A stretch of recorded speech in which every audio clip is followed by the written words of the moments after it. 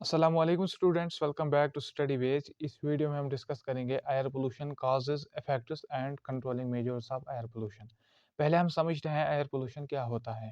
Air pollution का मतलब है जो भी कंटामिनेशन हवा में होती है हार्मफुल गैसेस की वजह से, डस्ट, स्मोक और केमिकल्स की वजह से, जिससे फिर डैमेज होता है ह्यूमन हेल्थ, प्लांट्स, एनिमल्स और एनवायरनमेंट। उसी को बोलते हैं एयर पोल्यूशन। अब हम समझते हैं काजेज ऑफ एयर पोल्यूशन। किन किन चीज़ों से एयर पोल्यूशन होता है। पहला है burning of fossil fuels. Burning, जब हम जलाते हैं फॉसिल फ्यूल्स को, कोल, पेट्रोल, डीजल, इससे हार्मफुल गैसेस निकलते हैं, कार्बन डाइऑक्साइड, सल्फर डाइऑक्साइड, इससे एयर पोल्यूशन होता है।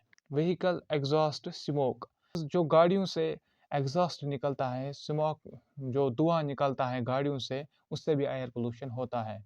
इंडस्ट्रियल इमिशंस, जो इंडस्ट्री से पोल्यूटेंट्स निकलते हैं like green house gases, particulate matter, उससे भी एयर पोल्यूशन होता है। Burning of garbage and crop residue, जब हम गार्बेज या क्रॉप रेजिड्यू को जलाते हैं उससे भी एयर पोल्यूशन होता है। उससे हार्मफुल गैसेस निकलते हैं जो एयर में ऐड होते हैं, फिर उससे एयर पोल्यूशन होता है। फॉरेस्ट फायर्स, जब फॉरेस्ट्स में आग लग जाती है उससे भी एयर पोल्यूशन होता है।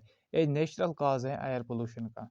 कंस्ट्रक्शन डस्ट, जब कंस्ट्रक्शन किसी चीज़ की हो रही होती है वहाँ पर बहुत ही ज़्यादा डस्ट निकलते हैं जिससे एयर पोल्यूशन होता है। यूज़ ऑफ केमिकल स्प्रेज, जब हम यूज़ करते हैं केमिकल स्प्रेज घरों में या इंडस्ट्रीज में भी इस्तेमाल होते हैं, तो उससे भी एयर पोल्यूशन होता है। अब हम पढ़ेंगे impacts of air pollution. Air pollution के इम्पैक्ट्स कौन कौन से हैं। Respiratory disease, asthma, bronchitis, air pollution की वजह से अस्थमा होता है, ब्रोंकाइटिस होता है।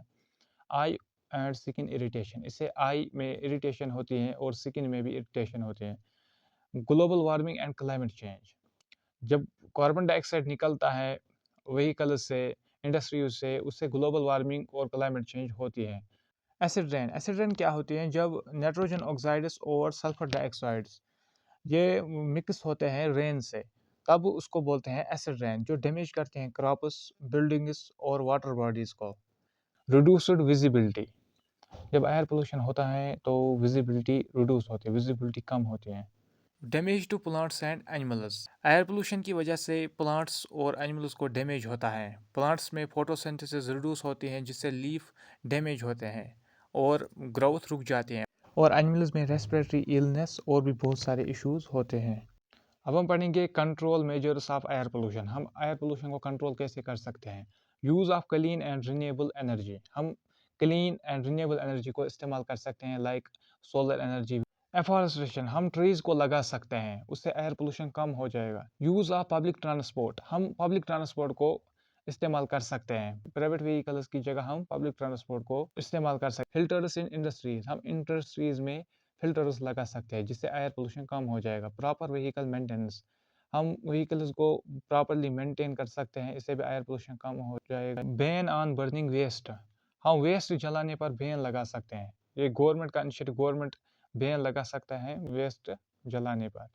अवेयरनेस अमंग पीपल, हम लोगों को अवेयर कर सकते हैं एयर पोल्यूशन के कॉजेज, इम्पैक्ट्स और हमें क्यों ज़रूरी है ये कंट्रोल कर। इस वीडियो में इतना ही। नेक्स्ट वीडियो में हम डिस्कस करेंगे नॉइज़ पोल्यूशन। अगर आपको ये वीडियो पसंद आया तो वीडियो को लाइक, शेयर और चैनल को सब्सक्राइब करना मत भूलना। Thank you.